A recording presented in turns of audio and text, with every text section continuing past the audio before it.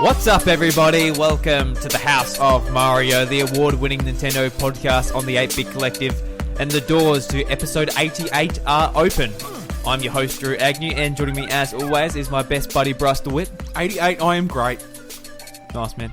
Nice. Yeah, that's where I was going. Yeah. Bryce, how we going, my friend? I was about to say, how's the week gone, but yeah.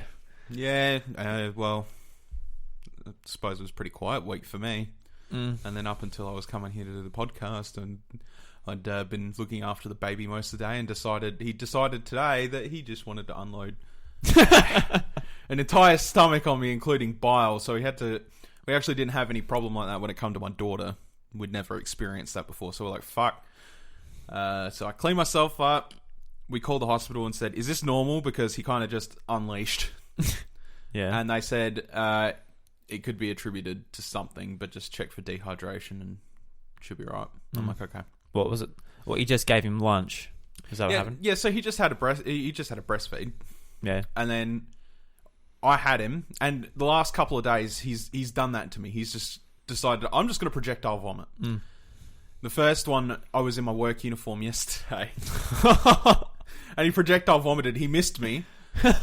But with Evie and how she likes to move around my Wii U tablet because she uses it. Oh, no. He got a splash on the Wii U tablet, so that was great. Yep. Disrespecting the Wii U. Oh, what a rude little man. What a rude little man.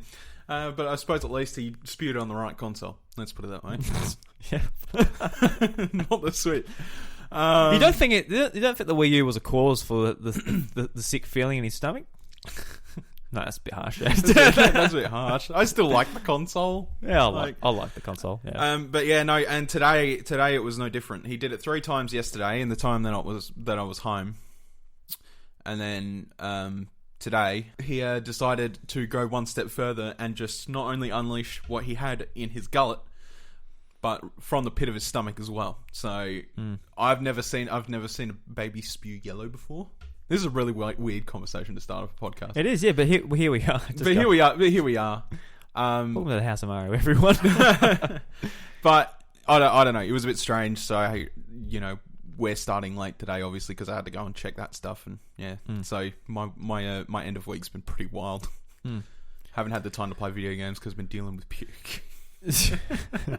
I'm the same way. I haven't played many video games at all this week. I actually got a Xbox One S, so the most video games I've been doing is just sort of downloading. Yeah, downloading. I set it up just to download heaps of stuff off Game Pass, and yeah.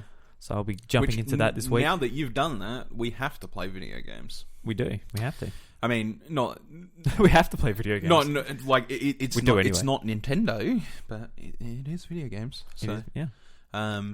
Now that you have done that, we'll have to get on that. What game are we going to start off with first? What do you think? You know what? You got. Did you get Halo 5 on download? No, but I can. I've got the disc. I own it. Oh, you own it? Okay, yeah. You should. Okay, so you should probably install that. But I mean, we've got Apex there. I downloaded Forza. Master Chief Collection. Do you want to start with that? Well, I mean, I was thinking like Halo 1, 2, 3. Jump into co-op. Yeah, or co-op, or just like... I don't know how the multiplayer population is on Master Chief Collection. On PC, it's going to blow the hell up when it comes out. Yeah, definitely. Yeah. Which, by the way, was one of the best announcements they made this week in the video gaming world. We've been waiting since Halo 2 to get the rest of them. Didn't surprise me at all, but when I saw the Steam logo down there, I'm like, what? Coming to Steam? I'm like, oh, that's awesome. Like, they just... No, it did surprise me in general that we were getting it, because at this point in time... Because Halo 2 was the last Halo that they released on the PC platform. Yeah. So it was like... And Halo 2 is my favourite. I love Halo 2. Halo 2 is my favourite Halo game. And ever since then, and their blunder with games for Windows, I'd been waiting for the rest of them to come out, and they just never did. So we never got 3, ODST, Reach, 5... We never got any of them. 4. Yeah. We missed out on a lot of Halo games on PC. So when they start slowly trickling out this year, which I believe it starts with Reach on PC, I'm right in on that shit. I'm buying it, and I'm playing them on PC, because some of my fondest memories of Halo were playing multiplayer at the library on PC. Yeah. I remember playing the custom edition at school, just of Halo 1. Yeah. Everyone just had it on the USB, put it in the computer, and we would play just Blood Gulch and just muck around doing that. And like everyone had it. And the school servers, I remember, in there for a maths class, and all the guys sat in the computer lab on the one side, and we all just jumped into Halo. And we're meant to be. I think we only went there literally to like, all right, guys, there's a mass assignment we're doing. Go to the computer room, print it out, and we'll come back and we'll continue on with the maths lesson. So we all go in there. All the girls sit on one side, they're in their Word documents or Excel or whatever, printing it out. But we're just like on the other side, all playing Halo. And what it actually like crashed the school server. It brought it down. Oh god damn it! Because obviously it's not designed for gaming on. No, and it was just so bloody funny. Yeah. Oh, so yeah, I can't wait to jump into it a bit more too. I might get when I actually get a built PC. I'll have it with Games Pass anyway. Actually, but yeah, you will. Yeah, and I mean I will too. But I'll probably just buy it on Steam for the fact that it's on Steam. Yeah, because you're a big Steam boy. I'm a big Steam boy. I love Steam, and I know that the Windows versions and the Steam versions are probably going to corroborate. But I'll just have it on Steam for the fact of supporting Halo. Anyway, moving away from Xbox. Yeah, I was about to say, just on the show this week, we're going to talk about Axiom Verge coming to Wii U as a limited edition. We got GearBox is teasing a new Borderlands game, ? Switch version. There's a Final Fantasy blowout. All these games are coming out very soon. Persona announcements. But since we're on the topic of Xbox, probably about a month ago at this point, Xbox... it wasn't even a month ago. Yeah, there was the Game Pass leak thing. The Game Pass and Xbox Live coming to Nintendo Switch. Yeah. I don't want to touch on these too much because I listen to every single podcast I listen to. They went down and discussed this topic. Maybe, but we are the House of Mario. We are the House of Mario. We are not another podcast. We're not another podcast. No. We're this one. Yeah, exactly. The one you are listening to right now. Yes. We involve a house with a man named Mario, and we talk about video games. It's really handy because we've got a plumber in house, unclogs the toilet after Bryce eats big burritos. Oh, it's brilliant. I mean, I'm guilty as charged too. I clog up the toilet just as well as Bryce does. Oh, God. My interest in this mainly is like if this is a thing that is happening and we're getting a Game Pass per se, is it only going to be Xbox exclusive titles? Because I feel like they can't just sign away the rights to other games. Yeah, the Nintendo platform. I just want to go back to the sort of the actual the report before. So Xbox Live coming to Nintendo Switch. So the GDC speech which leaked, which will be happening this week, I believe. I can't remember. Yeah, right. It's happening very soon anyway. But what I got out of that, a lot of people saying, Xbox Live coming to Nintendo Switch. This means you're going to be, using Xbox's services to log in and log in and that. And I don't think it is. Well, it's going to be just what Minecraft is doing right now on Nintendo Switch. How you can Maybe? log in and cross play. Oh yeah. Because log into your Microsoft account. And it's similar with what Epic Games done with Fortnite too. They're using the back end of their cross-play service where developers can use that in Unreal Engine 4. Yeah. And I think at the GDC they're going to be showing off their technology. Developers can use this for cross-play. Sign to Xbox Live, you'll be able to play on all platforms that use it. And I don't think it's much more than that as far as that initial news report comes out. Because people were saying, you can go onto the Xbox store, buy games, and go back to your Xbox and play them there. That's not going to happen. Nintendo is not going to be... absolutely not. They are not going to be like, just put your store on our closed platform. Because, what would be the point of them having a closed platform if you could just buy... I mean, I would love to see if it was like the Game Pass that they have, and they're just like, hey, you can play the Master Chief Collection on your Switch. That would be wicked. That would be. That would be so good. That's something different to what this Xbox Live thing is, though. Apparently. Yeah. Then, afterwards, a rumor came out that, you're going to be able to stream Xbox games to your Switch, which won't be Games Pass. That's like downloading games. Yeah. You're not going to be downloading an 80 gig game to your Switch. Oh, no, shit. Obviously. No. So, I think very well that... what was it, xCloud? Microsoft's stream Streaming service, yeah. which is going to go into beta later this year for the public to test. I can very well see that coming to Switch. It's a win-win situation for Microsoft, and it is a win situation as far as Nintendo goes, that you can play games that just won't run on that hardware. Yeah, absolutely, yeah. But Nintendo has a philosophy that game and software are actually worth something. Like that, without a question, yeah, without. They put the price tags on their games and keep them as it is, because they see their software as valuable and they want it to be perceived that way as well. Right. So I don't see them. That's where it kind of comes into conflict with me, where I'm like, I don't know whether they would want games to be that cheap and accessible from just a streaming service, when they're going to be wanting to sell you their games. They were going to be wanting you to buy stuff like Rocket League and that on their hardware, on their platform. Yeah. So I can't get this frog out my throat. I don't know what it is. Don't know what it is. It's just stuck in there, mate. Right? Maybe you need to throw up as well. Get the frog. God. But yeah, like whether they come to an agreement where it's all right, maybe first party Microsoft games can stream, but that's it. Maybe not third party stuff like Rocket League. No, well, I don't think that's what I meant earlier. Yeah. I don't think that will be a thing. I think it'll be Xbox exclusive. And like with the relationship that Microsoft and Nintendo have at the moment across their gaming teams, obviously. Yeah. It's very solid. We're about to see the retirement of Reggie, but Reggie has been, pretty close with Phil Spence. The Spence, yeah. The Spence. Playing video games with him, whether it be Smash or Mario Tennis or whatever, and on their Treehouse presentations or their Microsoft thingies or whatever, and they're corroborating a lot and talking a lot, and it's fantastic to see. I love seeing the relationship between these two companies, because I was a big Xbox fan. Yeah. So hopefully it does culminate to a even bigger, better relationship, and we sort of see not a merge, obviously, of companies, but a merge of ideas, and like these two companies working together. That would be brilliant, in my opinion. Microsoft have a lot of input that would work for Nintendo. Nintendo have a lot of input that would work for Microsoft, and they could work off those ideas and make some real magical shit happen. Yeah. It's obviously not going to happen with Sony, because Sony's very comfortable in their first place right now, and they've only just sort of opened up to the idea of going, let's cross-play. Yeah, they're like, oh, we'll do it beta. We'll go into beta for Fortnite. Yeah, we're going to beta for Fortnite.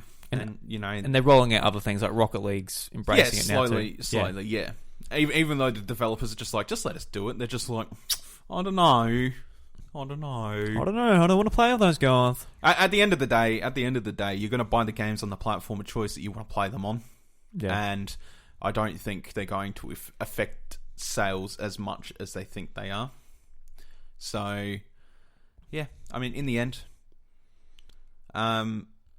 it'd be nice to see a future where all three of them can corroborate together somehow. But Microsoft and Nintendo, for me especially, is a really good start, in my opinion. Yeah.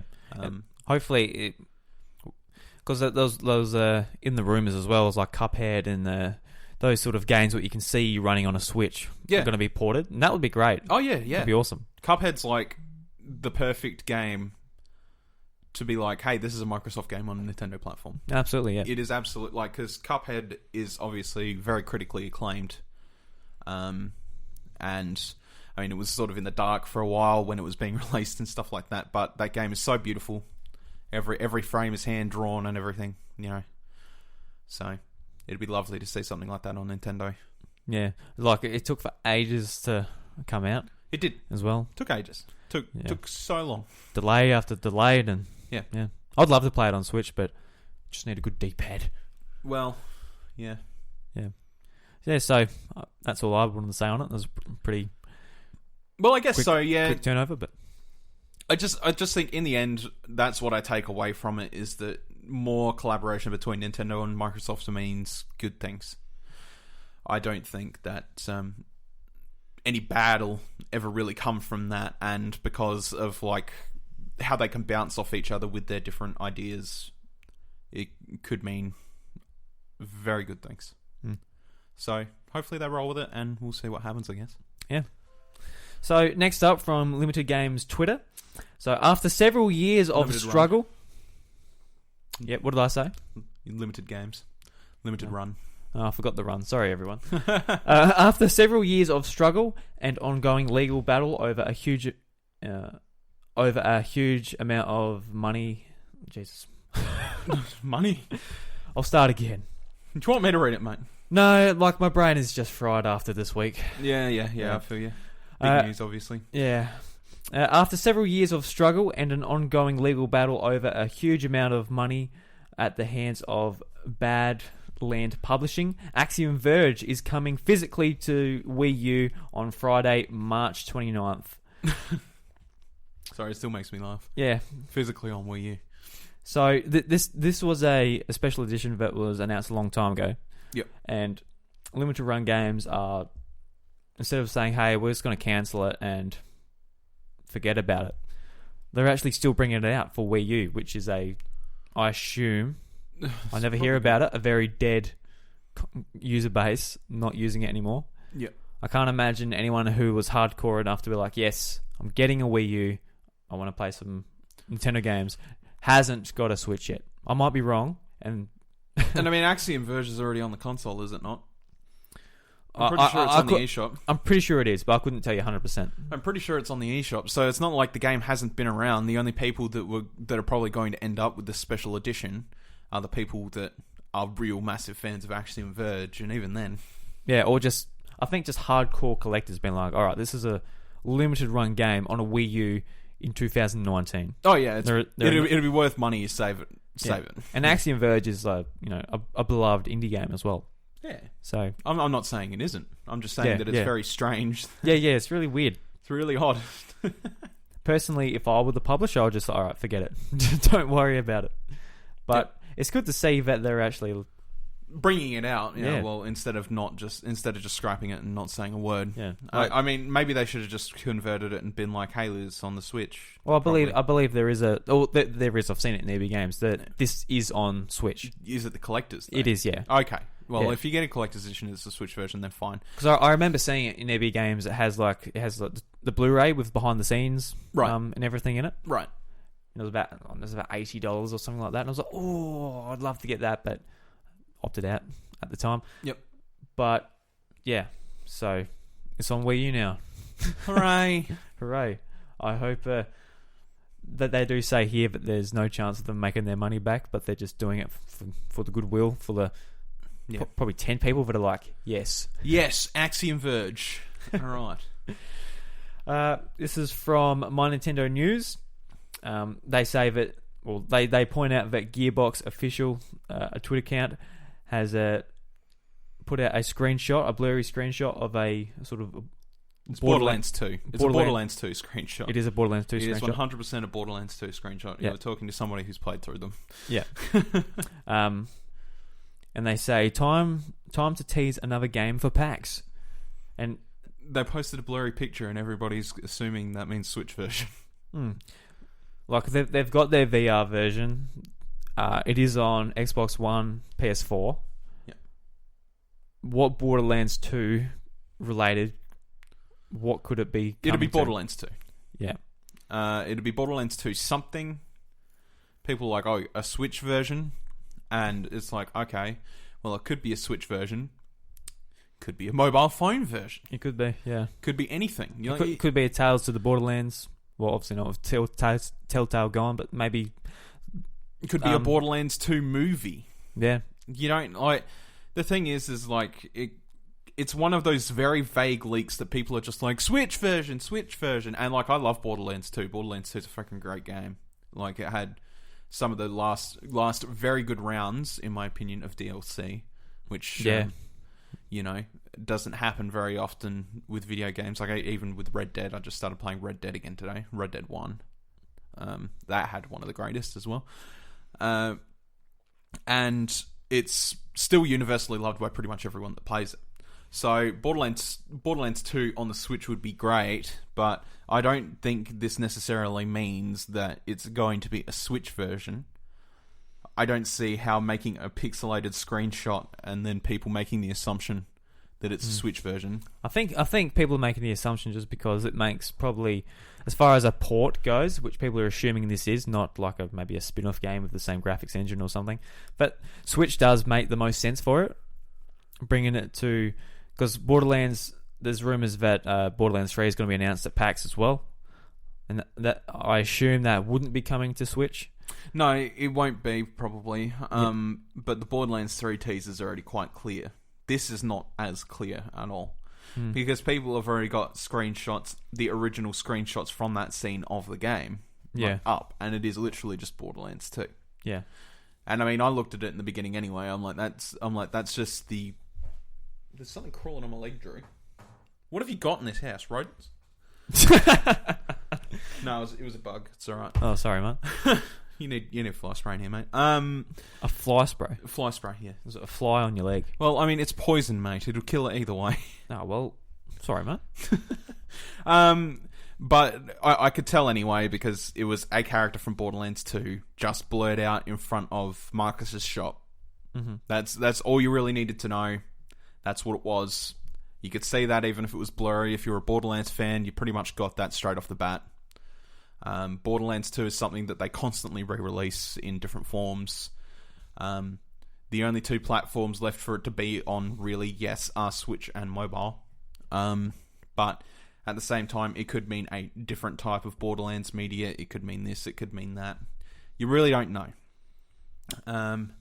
Unless they're teasing like a remaster of some kind. And they're just like, haha, make a joke about how old Borderlands looks pixely as shit. Which would not surprise me. You know, that's the type of thing I would imagine Gearbox would do. But I don't know.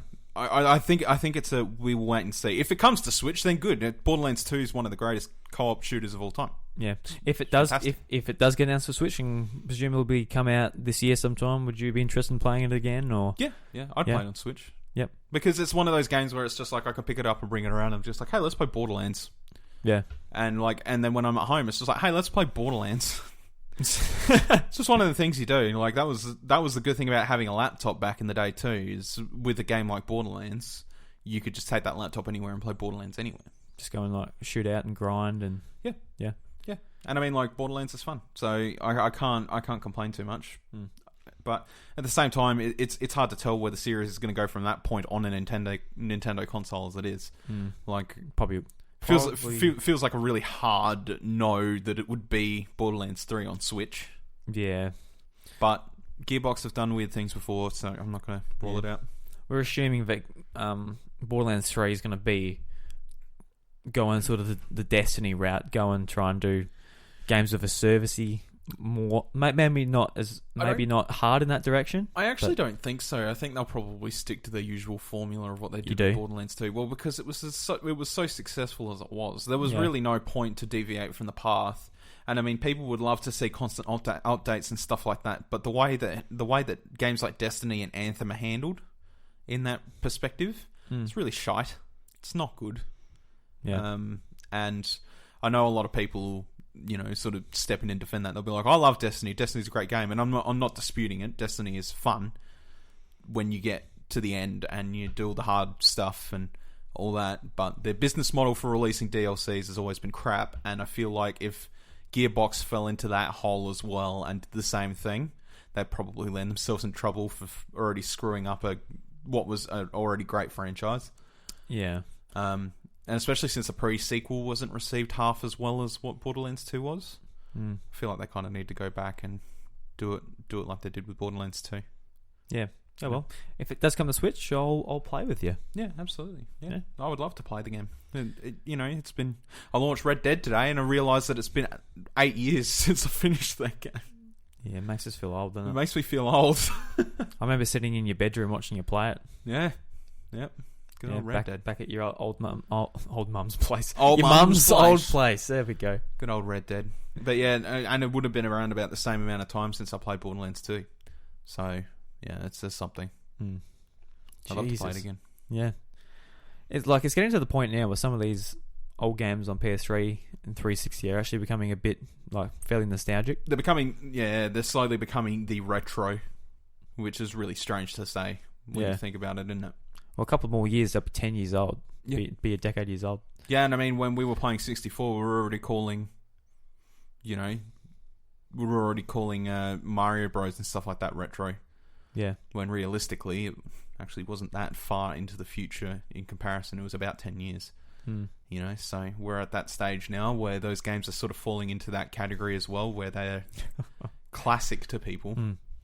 So, yeah. And it's like gaming's really taken even Mario Galaxy, 12 years old. Yeah, it's 12 years old. It's nuts. It's a retro game now. Not a Retro Studios game, everybody. Don't get confused. No. It's a retro game. Yeah, no, we don't get many of them. No, not at all. So, oh God, it's just so weird to think about. Think about something as pretty as Mario Galaxy is being 12 years old, and considering it the same difference between Super Mario Bros. And Super Mario 64. Think of it from that perspective. Oh, God. It's so weird. So strange. But that's the way we're headed. Yeah, and you can see like the jump has really slowed down, like between the original Mario Bros. And Mario 64. Oh, it's a huge step. Yeah. Obviously. Yeah.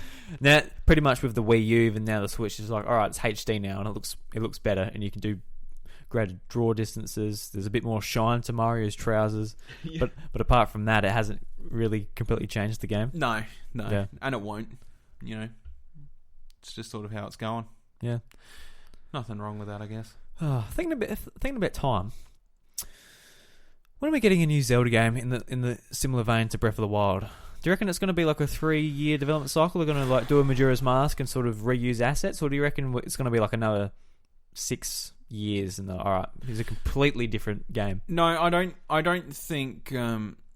Here's the thing: is that I think they have very well decided now, because of how Breath of the Wild was received, that they're like, right, we've formulated Zelda back to what it was. We've made it something pretty damn incredible.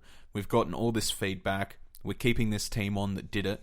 They were the new sort of younger development team, and they'll make something with the ideas and the feedback that people had in mind, and they'll make something like Breath of the Wild again. They're more than like, well, I'm pretty sure they have started working on it already. Oh, so, definitely, yeah. I don't think it'd be a stupid long amount of time. They've taken all the lessons that they've learned from Monolith Soft about world building and seamless world building and stuff like that. That they can start doing it again. Use the same similar process that they did with Breath of the Wild. Change up some things, like make the story maybe a bit more rich, and go back to traditional dungeons and stuff like that. And they can go from there. I don't think it'll be as bad as what's a good example of a jump? From Twilight Princess to Skyward Sword. Yeah, that wait was nuts. The whole generation, literally the whole 2006 to 2011. So that was 5 years, was it? 2006 to 2011. I mean, I think it could be that amount of time as well, but it's just sort of like, I don't know.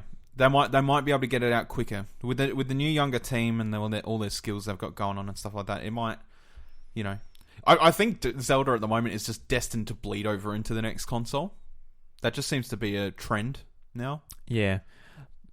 After, Wind Waker. Depends what sort of angle they take it at. Maybe they could use the existing map, and obviously in Breath of the Wild it was all destroyed. It was after the war, and the wild was taking over the land. Everything was, there was forest and there was moss all over the old temples and that. Maybe they take what they've got there and like, let's put some more towns that have rebuilt themselves in there and sort of a sequel, add to it like that. An actual sequel per se. I mean, maybe that would be good, but at the same time, I think the way that Breath of the Wild ended, you shot a big pig in the head. You did shoot a big pig in the head. Thanks for the spoilers. The way the Breath of the Wild, I can't hear my microphone, goddammit. The way the Breath of the Wild ended, and the way that the story was told, it had seemed that sort of Ganondorf was on his last legs. Ganon, I should say, was on his last legs. So it makes me to believe that Zelda is always going to be known as one of the Zeldas that's placed last in the timeline. Might be the last Zelda in the timeline from now on, and everything else is placed in between that and Ocarina of Time. Yeah. That might just be the case. Well, in the timeline, they've gone on record saying that it's not in the timeline because they've... Yeah, I know that. Yeah. But people are always going to be trying to put it in the timeline. There's no... Fucking Zelda timeline. Yeah. So, I mean, that aside, it's probably just a case of, like, where are they going to put it in there? I would love to see a big old Breath of the Wild style world with more civilization type thing like you're talking about. Imagine, like, Hyrule Castle Town being lifted up and, like, actually looking like a proper castle town and stuff. That'd be awesome. Would be fantastic. Like, I can't imagine the amount of resources that would have to pump into that to make that happen, but... Yeah, there's that, and there's also making it sort of run on the Switch. I feel like what they did with the land was, alright, we want to make a huge open world to explore, but if we put towns here and everything, it's going to take forever, and it's also going to take a bit to run on the Switch and the Wii U as well. Yeah. So if they put towns and NPCs and everything, I wonder if the actual Switch can handle that, because we've seen in like more busier areas that the Switch does chug a bit. Yeah, but with the art style change as well, they can fix that type of thing. Oh, you think they'll change the art style and everything too? I reckon they would. Yeah. I feel like with their art style being the more sort of cel shaded look, that is to sort of save power. Well, so yeah, but the thing is that the game still looks phenomenally like pretty. Yeah. There's a lot of shit going on in the background that you can see in the distance, like the dragons flying around and stuff like that.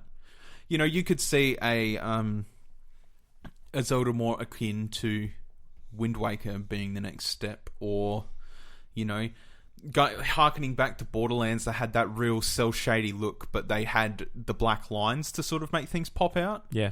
They could have something like that. It's really stylistic type of Zelda with a little less graphical fidelity, but using very simple techniques to make the game pop out. Do you know what I mean? Yeah. Like, Zelda's always been very phenomenally about experimenting with art styles, as you've seen by like the changes to how Link looks over the years, and you know the kind of situations he's put in art styles and concept art and all that stuff.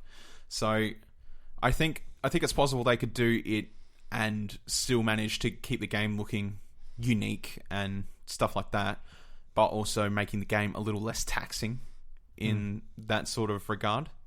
Because when you think about it, in Breath of the Wild, there are so many high peaks and cliffs and stuff like that you could see off in the distance, and you just go there and climb. Yeah. You know?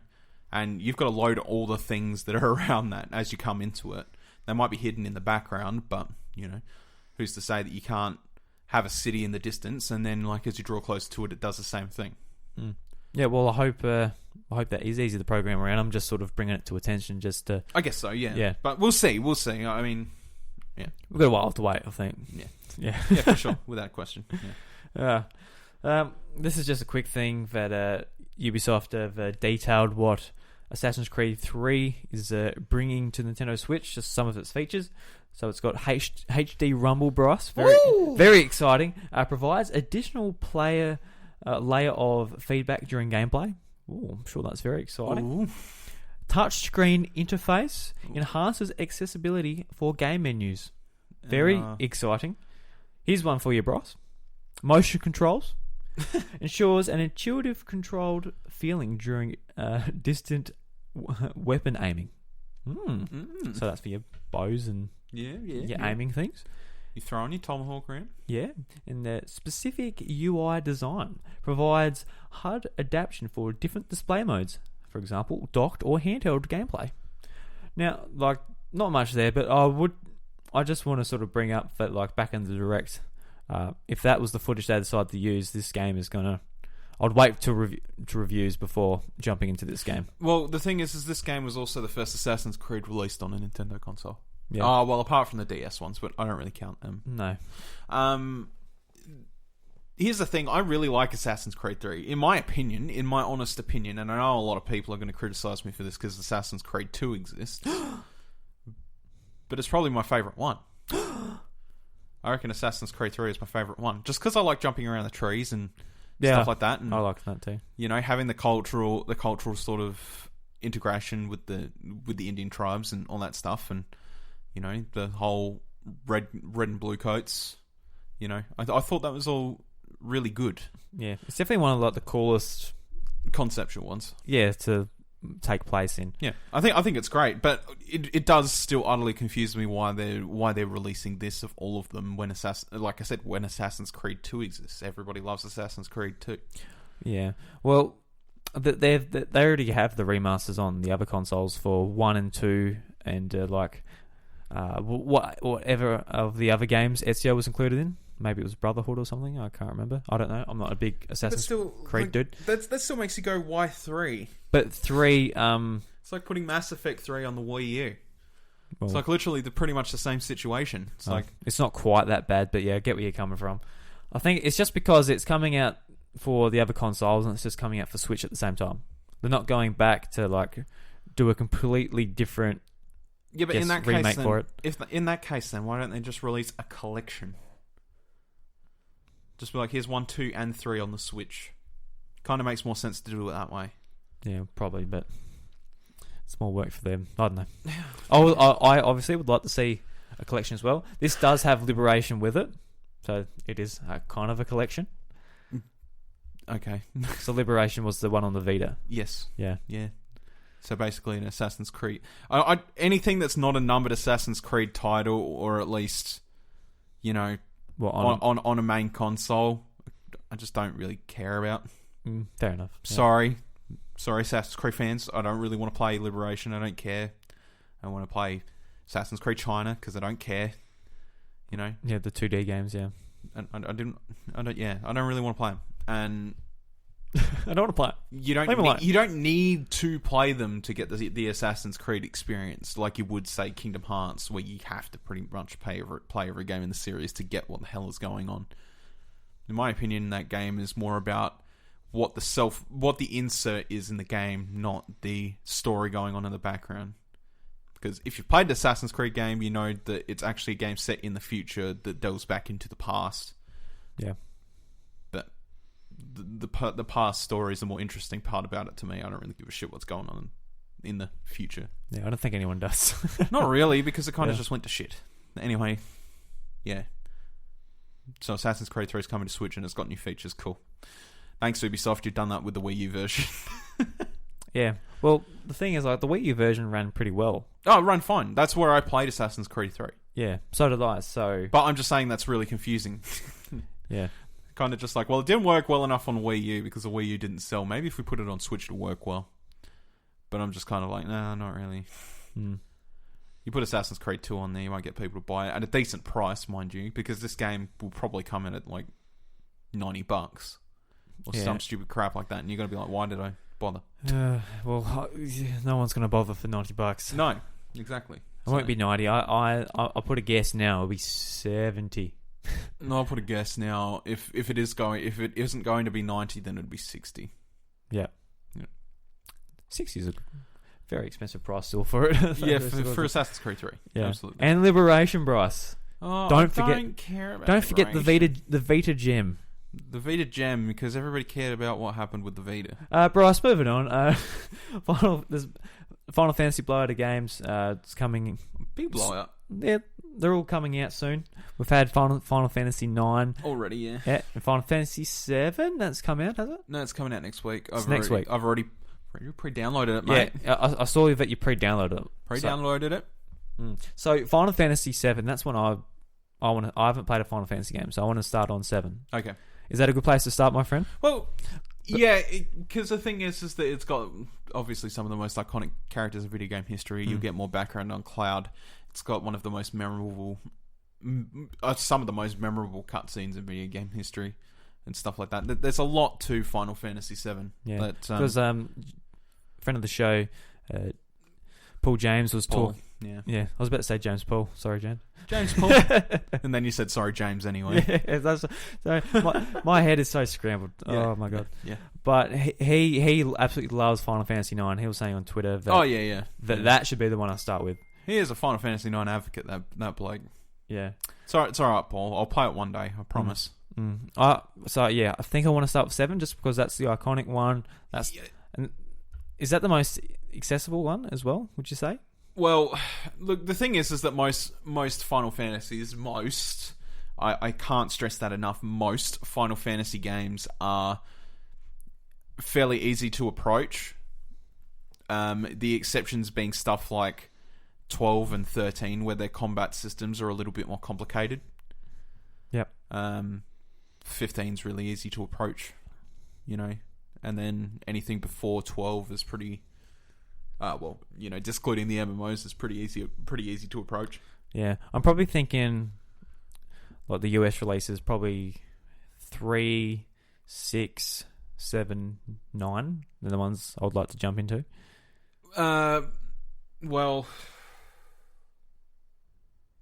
the best Final Fantasies, in my opinion, if you want from the classic experience, so from 1 to 6. Mm-hmm. 3, 4, and 6 are probably the best 3 games out of the lot, but 3 in particular needs to be the DS remaster that they made. But you can get that on iOS and stuff like that as well. I would say the same for 4 as well. 4 is kind of the same boat. It's better than what 3 was in its original form, but there is a remaster of it, so you might as well play the remaster. Yeah. And then 6 is like one of the most acclaimed classic RPGs of all time. Yeah. And then, But going back to the games that are actually releasing this month, we've got 9, 7. There's 5 of them. 9, 7, 12, 10, and 10-2. So 10 and 10-2 and 12, they've already had remasters on PS4. So we're getting them now. And that's great. 12 and 10 are very good games. But the ones that are coming out closer is obviously 9's already out. 9 was the very niche one out of the 3 on the PS1. And as much as Paul loves it, and that it's okay, buddy, I'm going to play it.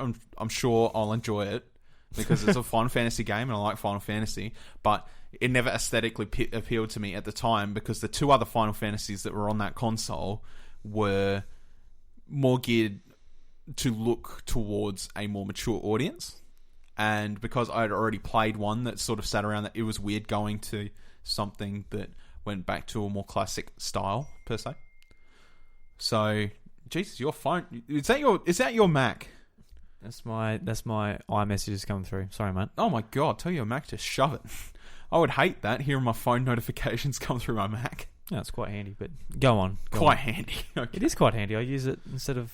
I bought this other phone. I can't use my phone to text. I'll just use my iMac. Yeah, go on, Bryce. So 7 is obviously one of the highest rated games of all time. It's not a super complicated game to understand. It's a turn-based RPG. It has an active time battle gauge, which was the evolution of the series. Mm-hmm. That's when the game transferred from turn-based to active time battle. In a 3D space, at least. And yeah, honestly, it's just probably got one of the most fleshed out stories, and it's probably the best place to start with Final Fantasy. It'll be really jarring to you at first because there's a lot of 2.5D, but yeah, and going back to the old PlayStation graphics too. Yeah, like outside of battle, your hands are cubes. Yeah, it's a bit strange, but there's a lot to love about Final Fantasy VII. The other weird thing as well too, though, when we're talking about the prices of these games, is that the remasters are going to be close to full price. The 12 and 10 and 10-2. I did say that. They're going to be close to full price, which, you know what, that's what happened with them anyway. So I wasn't expecting any less. But what's really strange is that there is a price discrepancy between 9 and 7, like a really heavy one. It's like $15 difference. Didn't notice that. Like, yeah, that's really odd. And like Final Fantasy VII's the cheaper one. Yeah, because it's the more popular one. What was Final Fantasy 9? Was it 32? 30? No, it's like 36. Was it 36? Yeah. But, Final Fantasy VII's like 22. Yeah, why such a huge price discrepancy? Because when I went into Final Fantasy 7, just look to see what the price was. Before I pre-ordered 7, I'd actually considered buying 9 first because I was like, I might play that and then come back to Final Fantasy 7 once it's released. But then I looked at the $15 price discrepancy. I'm like, no, I don't want to. Yeah, because I was interested in just maybe grabbing 9 to download and it'll be there for when I decide to jump into a longer game. Yeah, but $36. Yeah, then I looked at the price and went, that put me off straight away. Yeah. Like, why did they have the high price on that game? Maybe 25 or 20 for like it's an old PlayStation 1 game. It is an old PlayStation as loved 1 and as great as it is. Yeah. But then when you hold the candles together and you got Final Fantasy 7, Final Fantasy 9, Final Fantasy 7's more acclaimed than what 9 was, probably pretty much every standard. And it's $15 cheaper than 9. Because 9 came out of the turn of the generation. It was the last Final Fantasy game to come out on PlayStation 1. Yeah. It's really strange. Why charge that much for 9 but not that much for 7? So I was just like, no, I won't bother. I'll wait until 9's on sale. I'll buy 7. Yeah. Maybe they saw that maybe they saw from their data people were clicking on it and not buying it, or the sales were slower than they thought. So they said for the next release we'll bring it out at cheaper price, see how that performs. Yeah, maybe. But $15 is a huge difference, and to be releasing, to be saying that with Final Fantasy 7, people would buy Final Fantasy 7 for $40. Yeah, probably. That game is it's critically acclaimed, so I can keep saying it. Keep saying it. Say it again. Critically acclaimed. So yeah, I don't know what their marketing strategy is with it, to be honest with you. And to be fair, I actually think it was the same on most platforms that happened as well. Like when Steam brought it out and PSN brought it out, 9 is just more expensive. And I don't know why that is. There might be a reason, maybe they have to touch some things up with licensing that they couldn't carry over, so they're charging a bit more for it to make up for that. There might be something in the back end that isn't just related to the games being what they are. It could be, but as long as it's not as bad as a thing they did with Final Fantasy V, which they neutered. Yeah. They were like, oh, hey, look, 3 and 4 look absolutely brilliant. Here's these really nice 3D remasters of the game, and they look absolutely gorgeous. And then when they come to Final Fantasy V, they're like, let's just make all the sprites look super janky and make the text boxes look like they were made in MS Paint. Yeah, it was awful. It was awful. They did that with a few of their games, like with a Chrono Trigger going to iOS. Oh. They did it to that too. Just like, oh, why? Yeah, why do that? Why nobody wants that? You just release it as it was, and you'd probably sell more of it. I don't know why they did that. Yeah, it's awful. But yeah, so 5 Final Fantasy games this month. Enjoy and indulge yourself if you're a JRPG fan. They're all very good games. 10 and 10-2 come together, so as much as I'd like to say you don't have to worry about 10-2, if you're buying 10, you get 10-2. Yeah. So, 10, 12, 7, 9, they're all supposedly brilliant games. I've played 3 out of 4 of them. Paul, I'll get the 9. Promise. Indulge. Yeah. Final Fantasy's made its way back home to Nintendo. After all these years. Ever since 6. Well, technically that was Final Fantasy 3 here. Yeah. Oh. Why did they have to do that? Yeah, it's just I have this argument all the time with my American friends because they remember it as Final Fantasy 3. I'm like, but it's not Final Fantasy 3. They're like, it is. I'm like, no, it's not. Final Fantasy 3 is the game that I love that they remade for Nintendo DS. That is not Final Fantasy 3. That is Final Fantasy 6. That is how it is. Sorry. I just go on. Final Fantasy is just a weird fucking part of video game history. Speaking of turn-based games coming out, Persona announcements might be happening next week. Yeah, this is something I wanted to touch on briefly as well. So the big Persona news that was supposed to happen this month is actually next week on the 23rd after the anime special. This is when, we're going to hear about this supposed Persona 5S or Persona 5R, their golden version of the game that was like what P4 Golden was. Supposedly around this time as well, there should be Switch announcements as well because it's a big info dump after the anime special, basically, of what's happening with Persona 5 branding sort of things. So probably if you're interested in all the shit that we've talked about on this podcast about Persona and me yelling at Drew for not playing it, if you're interested at all, keep ears out next week because you might see a port for Persona 5 moving onto Switch. It's possible. It's possible. With all the stuff that's sort of floating around about Persona at the moment, it's definitely a possibility. So I suppose I just wanted to touch on that. Say, keep your eyes peeled. There might actually be more information on Joker at that point too in Smash, considering that Atlas and Nintendo have been very closely collaborating with this. Like the big old Q&A that when Sakurai went to Atlas and did a Q&A there and all that stuff. They've been very particular and yeah, we could see Smash gameplay, Joker in Smash. There you go. If a port isn't announced or for Switch, are you going to be surprised or are you going to be? I reckon I will be at this point. Look, because with especially with Smash, with Cloud being in Smash, of all the characters they could have put from the Final Fantasy series in Smash, they picked Cloud. Now, Cloud was the only one that didn't appear on the console. We're like, well, Cloud's never been on a Nintendo console. Why is this? Why couldn't we just had, like, I don't know, Cecil or Kane or someone from Final Fantasy, like earlier Final Fantasies? But now we're actually getting Final Fantasy 7 on Switch. Which leads me to believe that Smash is like a big influence to like try and promote these games on, another platform. Yeah. It's like, put our character on there, people get intrigued by that character, they buy our game on that platform. So it's a very, very real possibility that we'll get it, especially with the death of the Vita, which is where it officially died. Well, it officially died. It's been it's not being produced in Japan anymore. No, yep, it's gone. It's dead. So they won't release it for Vita. They're not going to release a Persona remaster thingy, whatever you want to call it, special edition. They're not going to release it for Vita. It's not going to happen. So they've got to release a portable version. It'll probably go to Switch. Yeah. Well, the only place for the portable version is the Switch. It won't be coming to. No, you'd think to iPhone and Android. No. Yeah. No. Absolutely not. But maybe the golden version or the special edition won't be a handheld version. Maybe it would just be a Game of the Year sort of situation on the PlayStation 4. Maybe. Look, I'm not saying that it's guaranteed, but at this point in time, I think because of Joker being in Smash, and Atlas and Nintendo working pretty closely together, I wouldn't say it's out of the realm of possibility that we'll see Persona on Switch.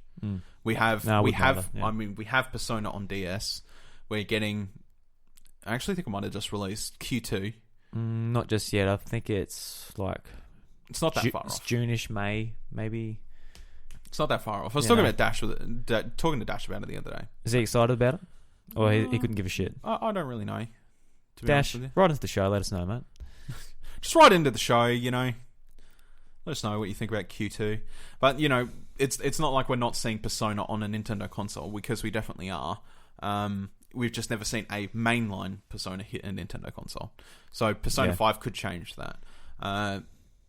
And if it's going to come out at any time that it's going to come to the console, it'll be next week. All right, I'm going to put this out there now too. I'm going to wait for this. I'm going to wait for this date. I'm going to wait for these announcements. Yep. If there's no hey guys, Persona's coming to Switch. Here's this year or whatever it might be. Mm-hmm. I'll get my copy out and I'll start playing on my PlayStation 4. I'll start it up. Good boy. Because I'm just waiting for this. If it's not a thing, I'll start playing it. And yes, I get that, and I get why you've been holding on and waiting for it, and ever since, the possibility is very real. I can see why you're like, oh no, I won't play it because it might come out on Switch, and that's where I'll play more of it. Yeah, that's what I'll have a lot better chances of finishing it on my Switch. I guess so. Than I do on my PlayStation, because I can start on my PlayStation. I might get even 90 hours in. And I might stop, Yeah.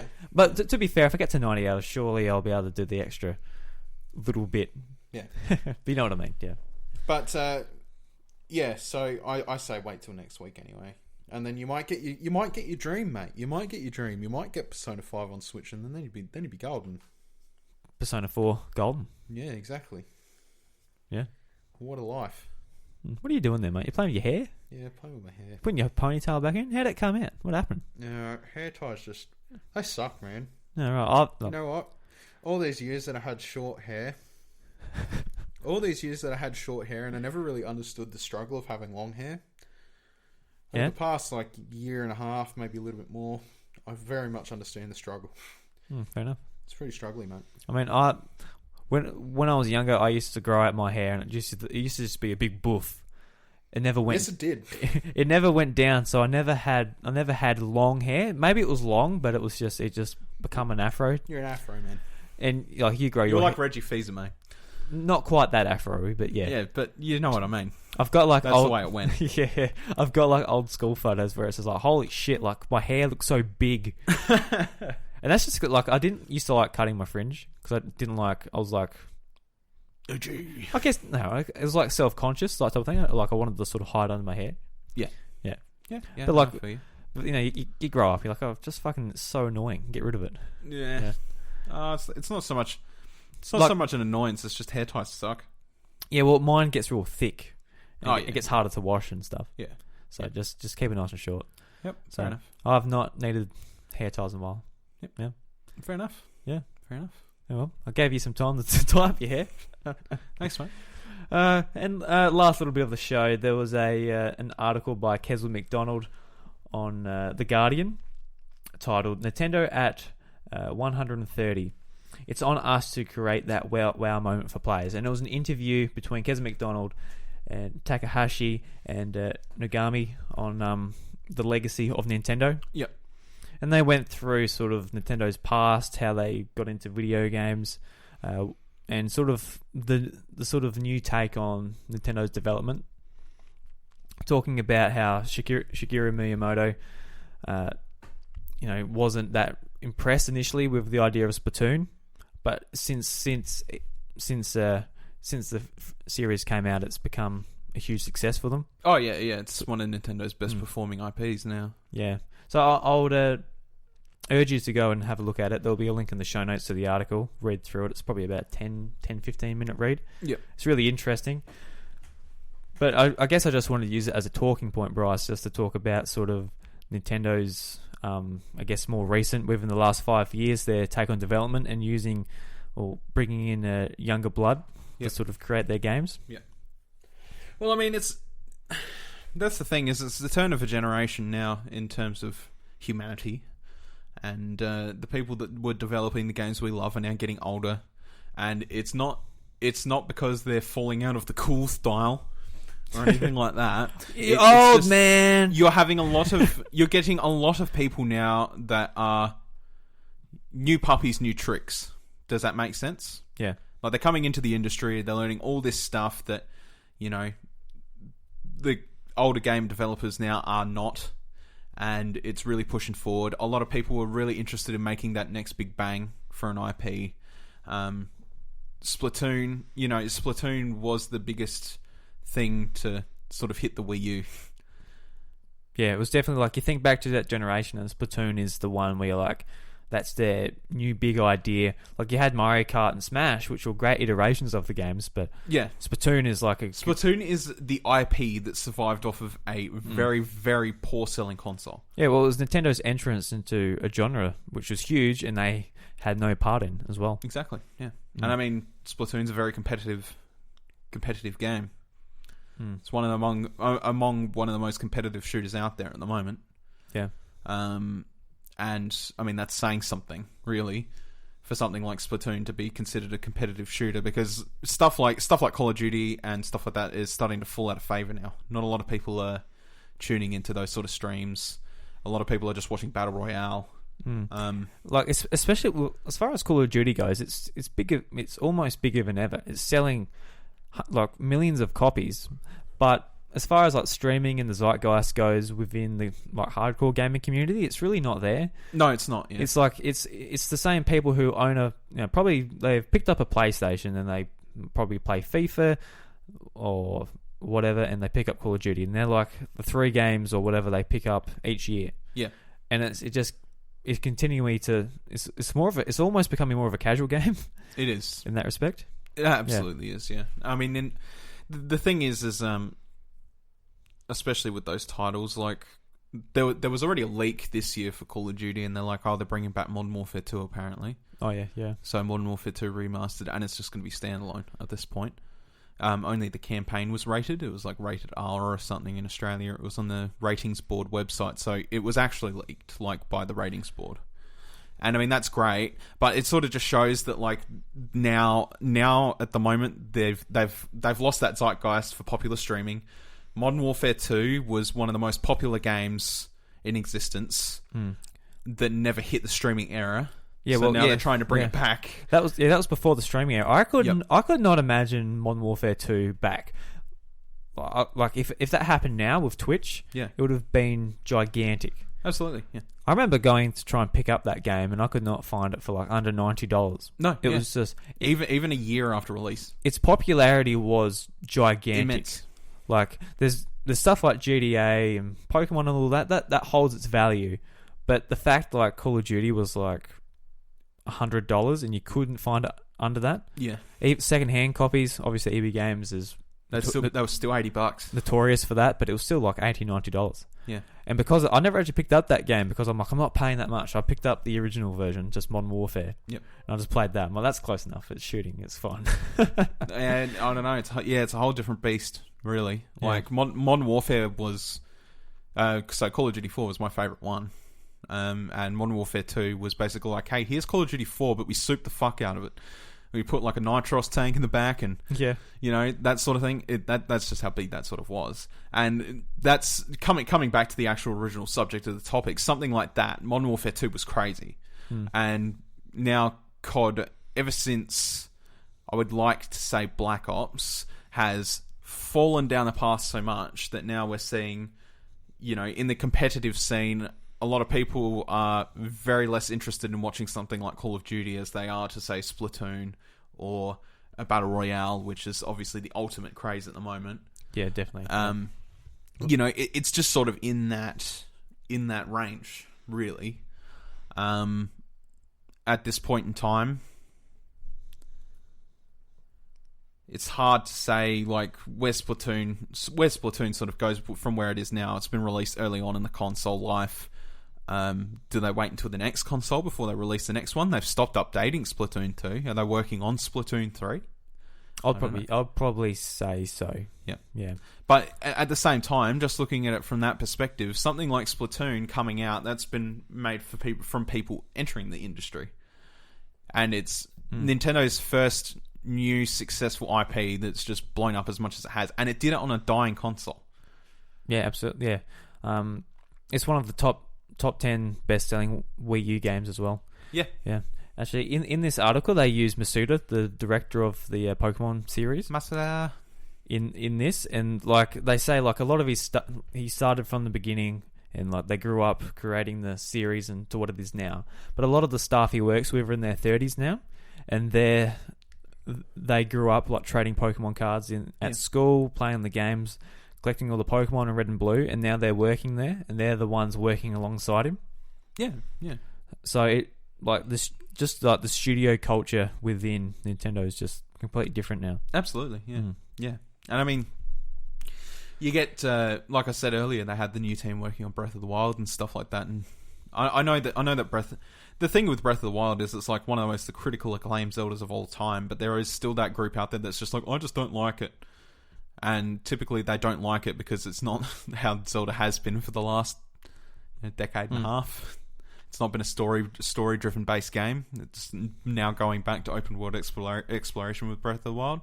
But I mean, I just want to implore the fact that game is such a technical marvel for Zelda games.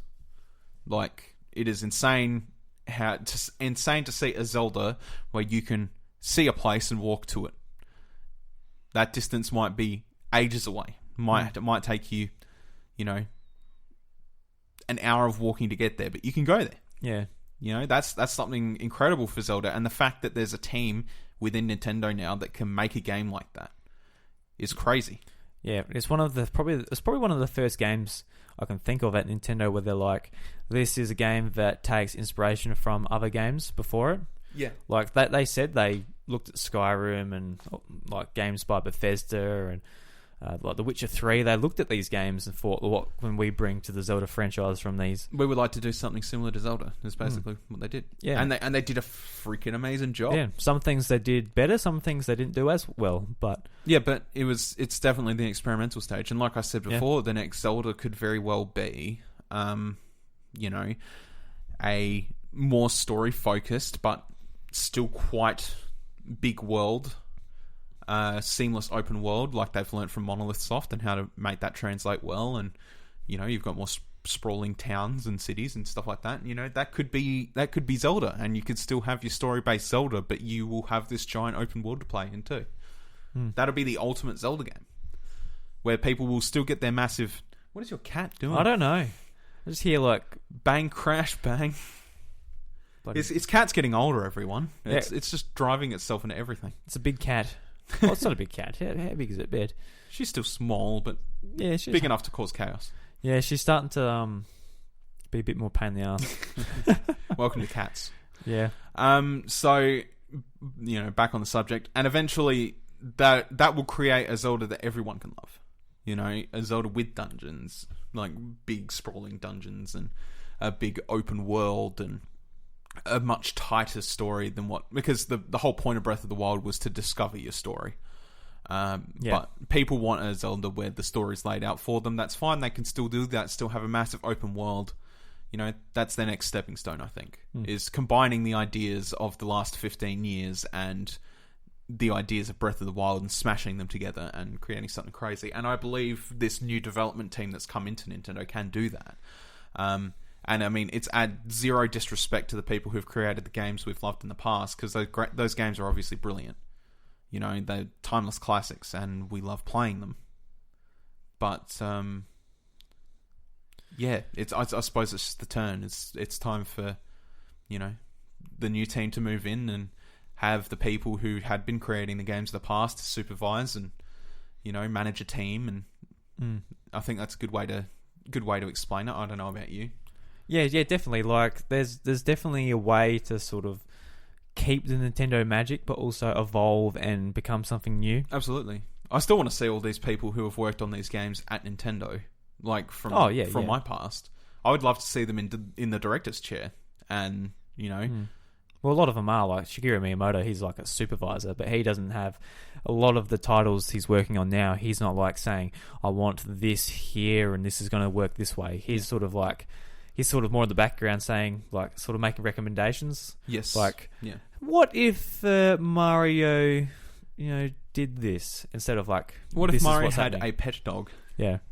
It's funny, in the article too, they say that Shigeru Miyamoto never praises anyone, but like behind their backs, he's pleased. That's how they word it from the creator of Splatoon. Yeah. He seems like such a jolly man, though. Yeah, I've heard. I would imagine if you work there, it would be terrifying to work underneath him. He would be like, this has to be perfect, and you're just there like, oh shit. Because you're playing with his baby there. A very confronting boss, I would imagine. You're playing with his baby there. That's a very serious matter. Like us looking at him as like, oh, the creator of some of our favorite stuff. Yep. Like, obviously, just a magic human being. One of the best minds in gaming, but fuck, I'll be terrified if I worked for him. Yeah, because you wouldn't want to screw it up. No, be like, the game comes out and like you get to the triple jump, like but the game freezes.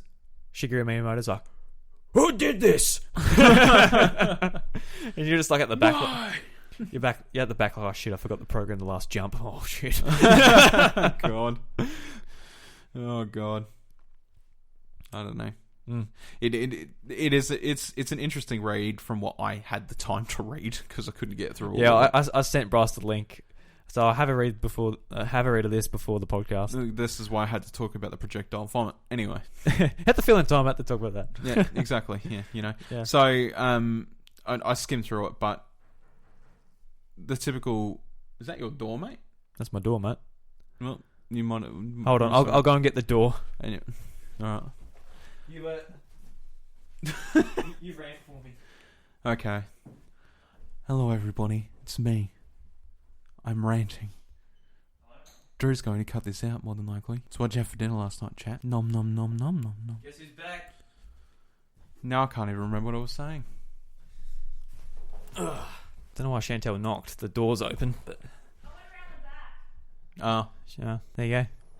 Cool. Anyway, I guess just to cap it off, from what I'd read, and we got to the end of it, basically the future of Nintendo, hopefully we're going to see these development teams to sort of grow up to be what we had in the past. You know what I mean? As we were growing older, we had a lot of joy brought to us with all the games coming out. You know, a lot of good times to be had. But as chairs are being pushed to the next person, as for example with Reggie and Doug Bowser, how that's gone. Hopefully that means that we get these new people, they come in and they create some magical memories for people who are younger than us, and we get a new generation of Nintendo fans sort of blow through. But while we're still playing video games, we can still enjoy their works as well, and hopefully that they still manage to be able to create something that we can all enjoy just as Nintendo fans, despite what generation we're from. And I think you pretty wholeheartedly agree with that. I do wholeheartedly agree. Okay. So yeah, I encourage you guys to go and check out the article. Yep. It's a great write-up by Keza, and she always does good work. I didn't know she was at The Guardian, but apparently she is. Or maybe she's freelancing. I got no idea. Yeah. Because she used to be at IGN, then she went to Kotaku, UK, then I guess now she's at The Guardian. Yeah, there you go. Here, there, and everywhere, mate. Yeah. All right, guys. Thank you very much for listening to The House of Mario, episode 88. This was actually... It's a pretty hard one to get through, just through what's happened this week.